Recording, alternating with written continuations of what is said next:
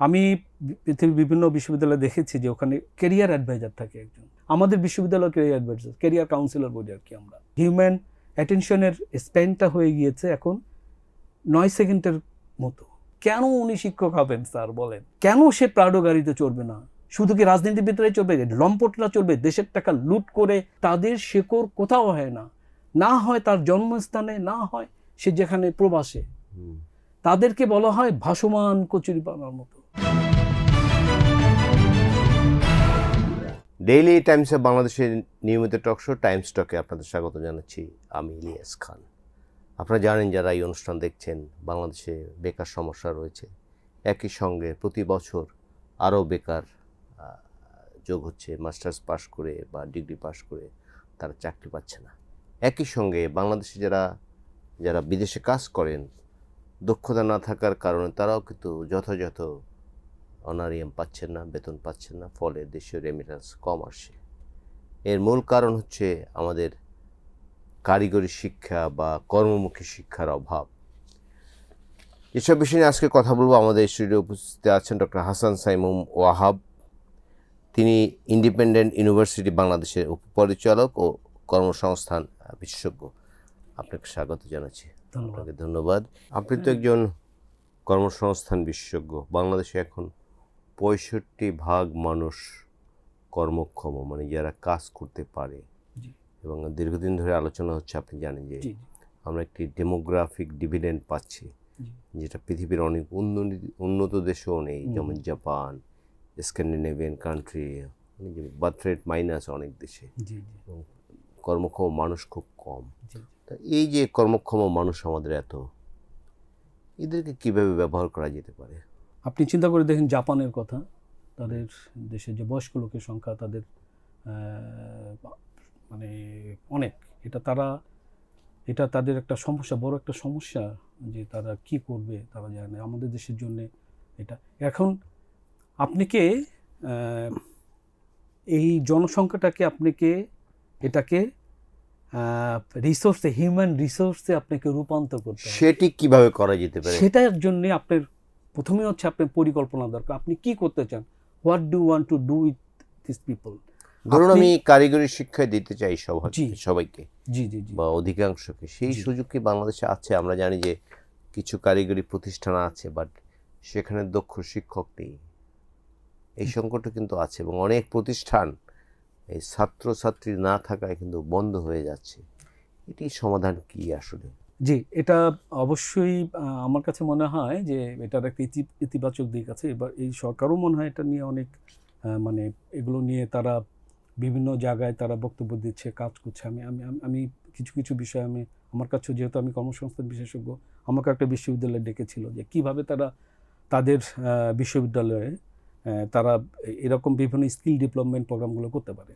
আমাদের দেশে এই কাজগুলি করতে হবে, যে দক্ষতা বৃদ্ধির জন্য বিভিন্ন কর্মসূচি নিতে হবে আমাদের। এবং এটার জন্য যে আপনাকে খুব বড় বড় কিছু করতে হবে এমনটা কিন্তু না। আপনি যেটা শুরুতেই বলছিলেন যে সার্টিফিকেট কোর্স দেন, কিন্তু যেই সার্টিফিকেটটা দেন আপনি মানসম্পন্ন, যেগুলো দিয়ে কাজ করতে হবে। আমাদের, আপনি যেটা বলছিলেন মানে হিউম্যান রিসোর্স কীভাবে আমরা পরিণত করতে পারি, আপনি দেখেন, আপনি শুরুতে যে কথাগুলো আমরা বলছিলাম, মালয়েশিয়া যারা যাচ্ছে তাদের যদি আমরা বেশি না, আমার তো মনে হয় 6 মাসের যদি তাদের আমরা একটা কোর্স করাই, তারা বেসিক ইংরেজিটা কমিউনিকেশনের জন্য যেটা দরকার সেটা শিখবে, এবং ভাষা মালয়া ওদের যেটা বলে এটা কিছু শিখবে। তাহলেই কিন্তু তারা এখন যে বেতন পাচ্ছে তার চেয়ে আমার মনে হয় যে 50-60% এখানে সংকট আছে। ধরুন ইংরেজি তাও কিছু শিখতে পারে, বাট মালয়েশিয়ান ভাষা বা অন্যান্য দেশের ভাষা, এই বিশেষ করে আমাদের দেশ থেকে যারা যায় দেশের বাইরে, অধিকাংশ তো তারা শ্রমিক, কর্মজীবী মানুষ। তাদের পক্ষে কি একটু শেখা কঠিন না? না, আমি আপনার এটার সঙ্গে একটু দ্বিমত করি। সেটা হচ্ছে, আমি নিজে দেখেছি যে মানে আমাদের ওখানে আমি যে ইয়াতে পড়েছি, এই বিশ্ববিদ্যালয়ে পড়েছি, ওখানে আমাকে ভাষা মালয়া করতে হয়। হ্যাঁ, ইউনিভার্সিটির পুত্রা মালয়েশিয়ার, এটা আবার এটাকে বলে পিবিএস, পুত্রা বিজনেস স্কুল। ওটা একটা ইন্টারন্যাশনাল, মানে ইংরেজি ওটা হচ্ছে বিয়ে, কিন্তু ওটার ইউপিএমে কিছু প্রোগ্রাম আছে যেগুলোতে হচ্ছে 6 মাস ল্যাঙ্গুয়েজ কোর্স করতে হয়, ওখানে শেখা যায়। সবচেয়ে ইন্টারেস্টিং ব্যাপার হচ্ছে আমরা যেটা দেখেছি যে এই আপনি যাদের কথা বলছেন অশিক্ষিত এরা গিয়ে কিন্তু 2 মাসের মধ্যে ভাষা আপনি শিখে যদি ফেলে। বুকিত বিন্তাঙে যদি যান হ্যাঁ, আপনি দেখবেন এরা কিরকম ভাষা বলছে। ভালো বলতে পারে। জি, আসলে ভাষা শিক্ষা হচ্ছে একটা কগনিটিভ স্কিল। হ্যাঁ, এটা বয়স এবং আপনার পরিস্থিতির উপর নির্ভর করে। এটা আপনি গ্রামার দিয়ে শিখিয়ে এভাবে আপনি পারবেন না। আপনি পরিস্থিতি আপনাকে বাধ্য করবে শেখাতে। এবং আমি মনে করি যে যদি মানসম্পন্ন মানে কারিকুলাম যদি থাকে, শিক্ষক যদি থাকে খুব সহজেই সম্ভব এবং এটা হচ্ছে।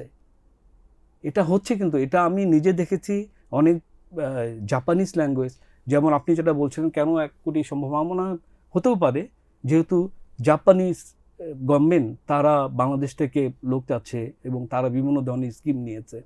এগুলো যদি করা যায় আমার তো মনে হয় এটা এটা খুবই সম্ভব। এটা অসম্ভব কিছু না। বাংলাদেশের মানুষের জন্য সবচেয়ে যেটা আমাদের কিন্তু এটা ইংরেজিতে একটা কথা আছে কাউন্ট ইউর ব্লেসিংস। আমাদের আশীর্বাদগুলো আল্লাহ আমাদের অনেক কিছু দিয়েছেন, সৃষ্টিকর্তা আমাদের অনেক কিছু দিয়েছেন। তার মধ্যে এটা হচ্ছে যে আমরা আমাদের যে নৃতাত্ত্বিক কারণে আমরা যে এত বুদ্ধিমান আমাদের দেশের মানুষ আপনি চিন্তা করতে পারবেন না। আমাদের বিশ্ববিদ্যালয়ের একজন উপাচার্য একটা গল্প বলেছিলেন যে আমাদের দেশের মানুষটা কীরকম এন্টারপ্রেনারশিপ আছে। হ্যাঁ, উনি বলেছিলেন যে আপনি দেখবেন আমাদের এয়ারপোর্টগুলোতে ফর্ম ফিল আপ করার জন্য ডিক্লারেশন ফর্ম বিভিন্ন ফর্ম ফিল আপ তারা কিন্তু কিছু জানে না কিন্তু তারা ওখানে গিয়ে অনেক টাকা উপার্জন করছে। আমাকে ওই সোভিয়েত ইউনিয়ন পতনের পরে আমাদের একজন উপাচার্য একটা গল্প করেছিলেন যে উনি মানে লন্ডনে উনি একজন বাংলাদেশিকে পেয়েছিলেন যিনি কোনো বাংলা ভাষা ভালো করে জানেন না, ইংরেজি তো জানেন না। ওনাকে একটা ফর্ম ফিল আপ করার জন্য রিকোয়েস্ট করছিলেন। তো উনি জিজ্ঞেস করলেন যে আপনি কোথায় যাবেন? আমি ইউক্রেন যাব। তখন ইউক্রেন কিন্তু ভাঙার পরে খুব ইয়ে ছিল। আপনি ওখানে গিয়ে কী করবেন? আমি ওখানে গার্মেন্টসের ব্যবসা করব। মানে আপনি কি জানেন কোনো কিছু? মানে আমি কিছু ইউক্রেন ভাষা জানি, ওখানে আমার লোকজনের সঙ্গে পরিচয়। আপনি কীভাবে করবেন? এখান থেকে সে বঙ্গবাজার থেকে সে 2 সুটকেস নিয়ে গিয়েছে, এগুলো দিয়ে সে ওখানে ইয়ে করে সে মানে ব্যবসা সে শুরু করেছে। এই যে উদ্যম মানুষের এই যে উদ্যোগ, এই যে ক্রিয়েটিভিটি, এই জাতিকে আসলে আমরা যদি মনে করি যে সম্ভব না তাহলে কিন্তু আমার মনে হয় একটু অবিচার করা হবে। আমার মনে হয় এটা সম্ভব। আমাদের দেশের লোক খুবই বুদ্ধিমান। আমাদের দেশের লোক মানে কি বলা যায় প্রচণ্ডভাবে আইন মানে বিদেশে আপনি দেখেছেন এগুলো। আমাদের দেশের সিস্টেমের সমস্যা। আপনার যদি রাজনৈতিক দর্শন আপনি যদি ঠিক থাকে, সমাজের আমরা যারা মানে তথাকথিত অগ্রসর আমরা যদি ঠিক থাকি, আমি বিশ্বাস করি আমাদের দেশ এগিয়ে যাবে। এবং ডেমোগ্রাফিক যে ডিভিডেন্ডের কথা আপনি বলছেন এটা খুব সহজেই আমরা মানে এটা উপভোগ করতে পারবো। আসলে স্পেসিফিক কি আপনি বলবেন যে কি কি বিষয়ে বিশ্ববিদ্যালয়গুলো বা স্কুলগুলোতে, স্কুল থেকেই তো বাচ্চাদের গ্রুমিং হয়, কি কি বিষয় আসলে পড়ানো যেতে পারে বলে আপনি মনে করেন? এটা এভাবে যদি ইয়ে করেন তাহলে বিষয়টা একটু জটিল। কেননা আমরা গবেষণায় যেটা দেখেছি যে আগে ছিল যে 5 বছর পর পর মানে চাকরির মানে পেশা যেমন বিভিন্ন যে পেশা থাকে যেমন ডাক্তার, ইঞ্জিনিয়ার, হ্যাঁ, তারপর শিক্ষক, উকিল, এরকম। তো এই পেশা ভিত্তিক মানে ওয়ার্ল্ড ইকোনমিক ফোরামের জরিপ হয়। সেখানে যে মানে শীর্ষ পেশা আগে 5-10 বছর পর্যন্ত দেখা যেত যে ওই কম্পিউটার ইঞ্জিনিয়ার, হ্যাঁ, তারপরে অ্যারোনটিক্যাল ইঞ্জিনিয়ার, হ্যাঁ, এনারা টপে থাকতো। এটা এখন দেখা যাচ্ছে প্রতি 2 থেকে 3 বছর পর পর চেঞ্জ হয়ে যাচ্ছে। সো এটা আসলে খুব মানে এই এখন 4 আর 5 আর এখন যে চলে আসছে টেকনোলজিক্যাল আমাদের যে এখন এটা বলা খুব কঠিন যে কোন পেশা। তবে এটা সুনির্দিষ্টভাবে নিশ্চয়ই বলা যায় ইঞ্জিনিয়ারিং সাবজেক্টগুলো, স্টেমের সাবজেক্টগুলো এগুলো, তারপরে যেমন যারা ক্রিয়েটিভ কাজ যারা করেন, এটা আমি নির্দিষ্টভাবে বলতে পারি যে যারা ক্রিয়েটিভিটির কাজ করেন তাদের বেকার থাকতে হবে না। এবং আপনি শুরুতে যেটা বলছিলাম ইমোশন ইন্টেলিজেন্সের ভূমিকা বাড়বে। তারপর হচ্ছে পাশাপাশি আরও কিছু অপ্রচলিত যেগুলো আমরা ইয়ে করি না, যেমন কেয়ার গিভারদের অনেক ডিমান্ড হবে। ফার্স্ট ওয়ার্ল্ডে প্রচুর ডিমান্ড। জি জি জি এই যেমন একটু আগে আপনি জাপানের কথা জি বললেন, জি জি ওখানে প্রচুর বয়স্ক মানুষ আছেন এবং 100-র বেশি বয়স অনেক মানুষের, অনেকে সেটাই জীবিত তো আমি আছেন। বলছিলাম। ইভেন আমি মার্কিন যুক্তরাষ্ট্রে দেখে এসেছি, সেখানে অনেকের কিন্তু এই কেয়ার গিভারদের সংগঠন আছে বা বিভিন্ন প্রতিষ্ঠান আছে যারা এগুলো গিভার সাপ্লাই দিয়ে থাকেন। জি জি জি আমি সেটাই আপনাকে বলছিলাম যে আমি খুবই আশাবাদী বাংলাদেশ সম্পর্কে। অস্ট্রেলিয়াতে সবচেয়ে বেশি যারা উপার্জন করে যেই মানে পেশাজীবী লোকরা, তারা হচ্ছে এই care giver, nurse and driver. এখন অবশ্য এটা কমে যাচ্ছে। আমাদের দেশের মানুষ, আমরা সাংস্কৃতিকভাবেই হচ্ছে অতিথিপরায়ণ, আমরা হচ্ছি মানুষকে জি। সেবা করতে পারি। তো কেন আমরা এটা পারবো না? আমাদের মধ্যে সেবার মনোভাব আছে, আমাদের মধ্যে মমতা আছে। আমি খুবই আশাবাদী। আপনি একটা চমৎকার মানে দিক তুলে ধরেছেন। আমি আশা করি যে আমাদের সরকারি বিষয়গুলো ইয়ে করবেন, যে গার্মেন্টস এগুলো দিকে না তাকিয়ে আমরা যদি এসব খাত যদি আমরা যদি ইয়ে করি, দেখে যদি তাকাই এবং সুনির্দিষ্টভাবে যদি আমরা দেশ মানে ট্রেনিং ইয়ে যদি করি, আমার মনে হয় যে আমরা এদিক দিয়ে অনেক ভালো করব। এবং আপনি নিশ্চয়ই আমার সাথে একমত হবেন যে আমরা যদি শুধু ভালো প্ল্যান করতে পারি, আমাদের প্রচুর কর্মক্ষম মানুষ দেশের বাইরে পাঠানোর সুযোগ আছে, কিন্তু এবং বাইরে পাঠানোর দু ধরনের সুযোগ।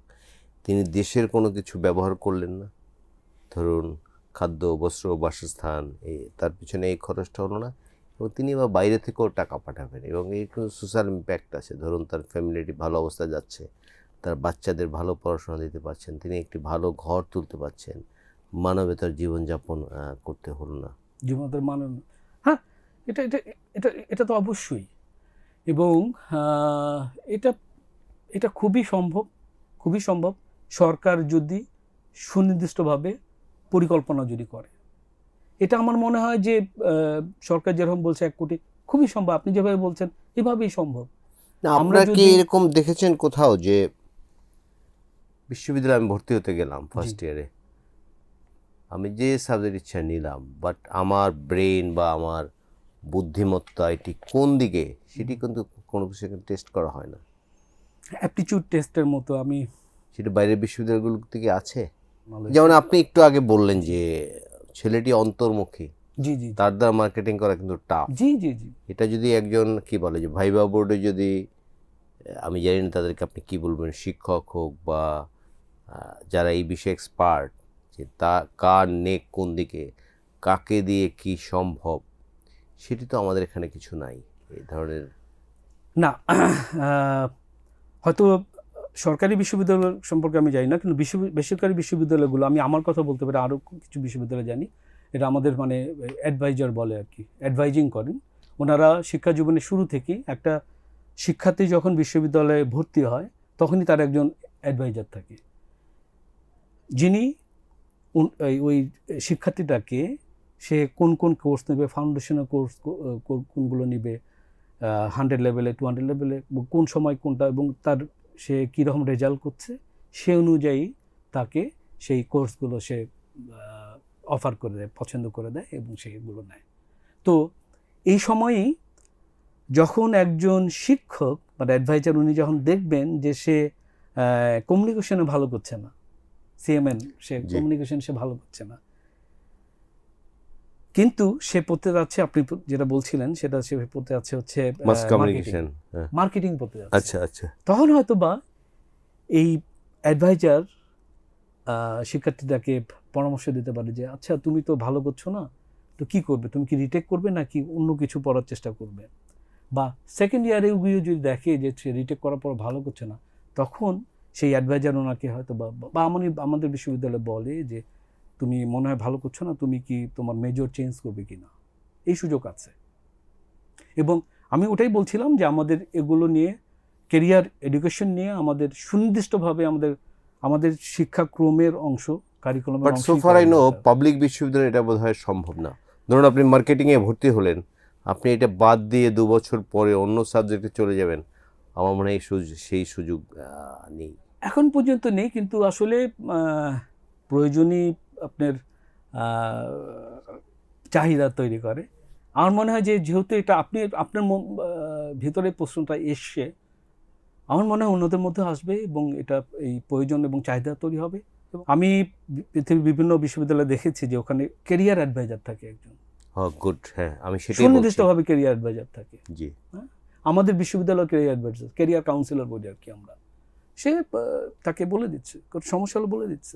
বাট এত শিক্ষার্থী, ধরুন জি। একটি পাবলিক বিশ্ববিদ্যালয় 30,000 বা 35,000, ঢাকা বিশ্ববিদ্যালয় 35,000 ছাত্র বোধ হয় এখন শিক্ষার্থী, তো এদের কি 1-2 জন ক্যারিয়ার অ্যাডভাইজার দিয়ে এদের কি গাইড করা সম্ভব? এটা বা দেখুন, আপনাদের বিশ্ববিদ্যালয়ে কজন ক্যারিয়ার আপনি অ্যাডভাইজার? আমাদের একাধিক আছেন এবং আমাদের দুভাবে আছেন। একজন হচ্ছে যে তার একাডেমিক অ্যাডভাইজার তো থাকেই একেবারে তার জি, পুরো শিক্ষা জীবন, আরেকটা হচ্ছে ক্যারিয়ার কাউন্সিলর আমাদের আছে, career guidance and placement office আছে, অ্যালামনাই রিলেশন অফিস আছে। যে আমাদের অফিসটা ইন্ডাস্ট্রি রিলেশন, আমরা কিছু কিছু এরকম কাজ করি আর কি। তো আমরা যেরকম বিশ্ববিদ্যালয়ে পড়েছিলাম, আমাদেরও কিন্তু অ্যাডভাইজার ছিল, ছাত্র পরামর্শ। আপনি মনে আছে টিএসসিদের কাজটাই ছিল হচ্ছে এটা। কিন্তু যাইনি আমরা ওই কোনোদিন। কাজগুলো সেটাই। আমাদের ঢাকা বিশ্ববিদ্যালয়ে কিন্তু আমাদের মডার্ন ল্যাঙ্গুয়েজ ইনস্টিটিউট অনেক অনেক সুযোগ সুবিধা আছে। এগুলোকে আসলে এগুলোকে আমাদের কার্যকর করতে হবে আসলে। প্রতিটি আপনি যদি দেখেন সকল এই সরকারি বিশ্ববিদ্যালয়গুলো কিন্তু ছাত্র শিক্ষক কেন্দ্র আছে। জি, এগুলোর কাজই কিন্তু ছাত্র শিক্ষক উপদেষ্টা আছে, তাদের কাজই হচ্ছে এগুলো। কিন্তু আমাদের এখানে ঠিকভাবে এগুলো কাজ হয় না আসলে। হ্যাঁ, হয় না, কিন্তু আপনি যেরকম পয়েন্ট আউট করলাম, আমি নিশ্চিত যে আমাদের এই অনুষ্ঠান অনেকেই দেখবেন, শুনবেন, তারা এগুলো ভাববেন এবং এগুলো পরিবর্তিত হবে। আমি আশাবাদী। আমি আরেকটি বিষয় একটু আলোচনা করি আপনার সঙ্গে। জি। এদেশে যে ধরুন যারা ডাক্তার ইঞ্জিনিয়ারিং পড়েন, অধিকাংশ দেখা যায় বা বড় একটি অংশ, আমি সবাই বলবো না, দেশের বাইরে চলে যায়। এই প্রবণতা বিশেষ করে নর্থ আমেরিকা যদি আমি দেখি, প্রচুর সংখ্যক ইঞ্জিনিয়ার সেখানে চলে গেছে এবং এটি অস্বীকার করার উপায় নেই যে দেশের সাধারণ মানুষের পয়সায় কিন্তু যারা পাবলিক বিশ্ববিদ্যালয়ে পড়েন তারা কিন্তু পড়েন, কিন্তু এই মানুষগুলোকে ফেলে এক সময় চলে যান। বলা হয় যে এদের দেশে কাজের সুযোগ নেই। এই প্রবণতা কিভাবে রোধ করা যেতে পারে আসলে? এটা তো আমাদের একটা ঐতিহাসিক প্রেক্ষাপট আছে, ব্রেইন ড্রেনের। জি, সেটি ব্রেন ড্রেন নিয়ে জি। বলছিলাম। এবং এটা 80-র দশকে খুবই ছিল, এগুলো 90 দশকে আমাদের এখানে রাজনৈতিক কারণে সেশন জেট ছিল, বিভিন্ন কারণে। তখন আসলে যেমন আমাদের সময় সুযোগও কম ছিল। তখন আমাদের সময় মনে আছে, আমি ঢাকা কলেজে পড়েছি, তখন আমরা কিন্তু চাইলেই ডাক্তার ইঞ্জিনিয়ার হতে পারতাম না। তখন আমাদের মেডিকেল কলেজ ছিল মনে হয় 4টে, সরকারি সরকারি মেডিকেল, মেডিকেল বেসরকারি কলেজ ছিল না। না। তো আপনি চাইলেও ডাক্তার হতে পারতেন না, না, আপনি চাইলেও ইঞ্জিনিয়ার হতে পারতেন না, তাই না? ফলে আমাদের সুযোগ খুব কম ছিল। এবং আরেকটা হচ্ছে উন্নত জীবনের যে বিষয়টা, এই কারণে যারা বাইরে গিয়েছে তারা আসেনি। আপনি নিজেকে প্রশ্ন করে দেখেন, আমরা যদি আমাদের দেশে নিরাপত্তাটা নিশ্চিত করতে পারি, তাহলেই কিন্তু আমাদের অনেক একটা আমি মনে করি একটা বিশাল পরিবর্তন আসবে। আমি যখন দেখি যে আমার শহরে আমি নিরাপদ না, আমি কেন এখানে থাকা উচিত? আমার নিজের খুব কষ্ট হয়। তো আমি যখন দেখি আমাদের বন্ধু বান্ধবের অধিকাংশই দেশে নেই, তাদের মধ্যে কিন্তু ওই হাহাকারটা আছে, যেটা দেশের বাইরে যারা আছেন জি জি জি হাহাকার আছে। এবং মানে গীতায় একটা কথা আছে, শ্লোক আর কি, সেটা হচ্ছে যে মানুষদের মধ্যে সবচেয়ে অবাগা হচ্ছে যারা প্রবাসী, কেননা তাদের শেকড় কোথাও হয় না, না হয় তার জন্মস্থানে, না হয় সে যেখানে প্রবাসে। তাদেরকে বলা হয় ভাসমান কচুরিপানার মতো। মানুষ কিন্তু আসলে এটা চায় না। আপনাকে ফিরে আসার মতো পরিবেশ পরিস্থিতি সৃষ্টি করতে হবে, যেটা করেছে মালয়েশিয়া, যেটা ইন্ডিয়া করেছে। এই ফিরে আসা নিয়ে একটি কথা বলি। আমাদের এখান থেকে, আপনাদের বিশ্ববিদ্যালয়ে আছেন, আপনিও জানেন যে অনেকে পিএইচডি করতে যান বা উচ্চতর ডিগ্রি নিতে যান, এদের কিন্তু একটি বিরাট সংখ্যক আর দেশে ফিরে নেই। এবং যারা ফিরে তাদেরকেও অনেকে প্রশ্ন করে যে আরে কেন দেশে এসছো? এটি তো দেশের জন্য একটা বিরাট ক্ষতি। ধরুন আপনি বাইরে গিয়ে একটা ডিগ্রি নিলেন, ভালো ডিগ্রি, আপনার অভিজ্ঞতা সে দেশে কাজে লাগাবেন, সেটি না করে, যেমন মার্কিন যুক্তরাষ্ট্রের কথা যদি বলি, বাংলাদেশে অনেক ইঞ্জিনিয়ার, বিজ্ঞানী কিন্তু সেখানে আছে, বাংলাদেশে যারা একসময় ছিলেন, বাংলাদেশের মানুষ ছিলেন, এখন তারা তাদের যে এক্সপিরিয়েন্স সেটা সার্ভ করছে ওখানে, দেশে আর ফিরে আসেন না। এটা তো দেশের জন্য একটু দুর্ভাগ্যজনক বিষয়। অবশ্যই এটা তো অবশ্যই দুর্ভাগ্যজনক বিষয়, কিন্তু এটা আসলে মানুষের প্রবৃত্তির বিরোধী কিছু না। মানুষের প্রবৃত্তি হচ্ছে তাই, সে ভালো থাকতে চায়। নাকি দেশপ্রেমের অভাব, কোনটি বলবেন? আমার কাছে যেমন এই প্রশ্নটা আমাকেও শুনতে হয়, why did you come back, হ্যাঁ, তুমি এখানে কেন এসছো, তুমি তো অন্য কোথাও যেতে। আমাকে এখন বলে যে আপনি তো এখন সুযোগ আছে, আপনি বাইরে ইয়ে করেন না কেন, এরকম আর কি। তো আমি এটা শুধু দেশপ্রেম এটাও বলবো না। আমি যেটা প্রথমেই বললাম যে আমি যেটা ফিল করি, ফেস করি, যে আপনি যদি নিরাপত্তা নিশ্চিত করতে পারেন, চিকিৎসার বিষয়গুলো যদি নিশ্চিত করতে পারেন, আমার মনে 50% লোকজন ফিরে আসবে, আমার মনে আচ্ছা। হয়। এবং যেটাকে আপনি দেশপ্রেম শোনেন, আমি দেখেছি যে বাইরে যারা থাকে তাদের মধ্যে দেশপ্রেম আমাদের দেশের চেয়ে বেশি।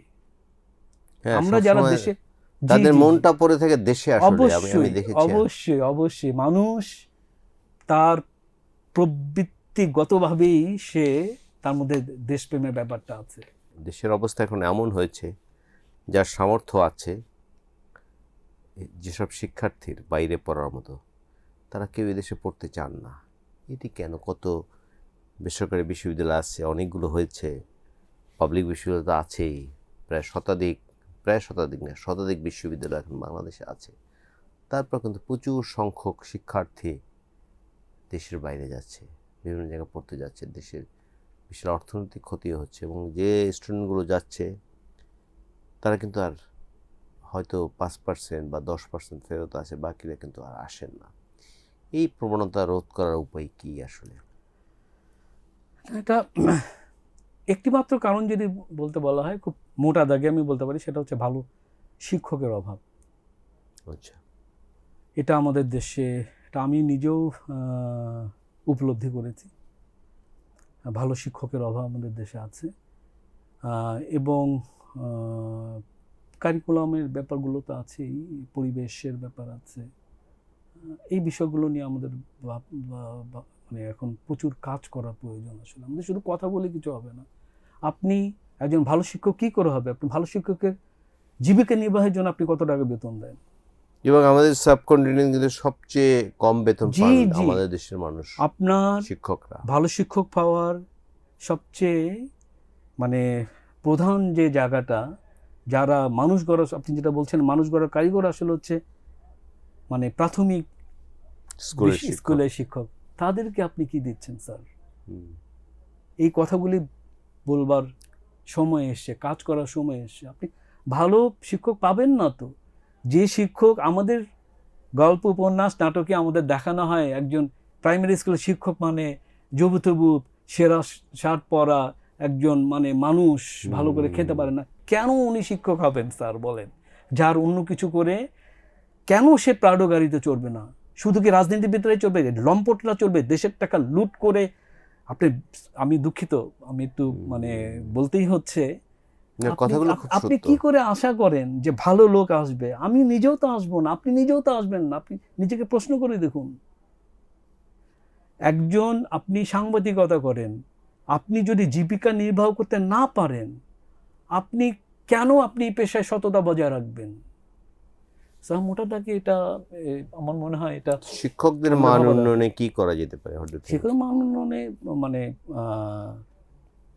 প্রথমত হচ্ছে যে মেধাবীদের মেধাবী শিক্ষার্থীরা যেন শিক্ষকতায় আসেন, সেটা আপনি নিশ্চিত করতে হবে। এবং এটার জন্য, সেই প্রবণতা এখন খুব কম। হ্যাঁ, এটার জন্য আমি যেটা বলছিলাম যে আপনাকে তার ভালো কেরিয়ার গ্রোথ, তার জীবিকা নির্বাহের বিষয়গুলো থাকতে হবে।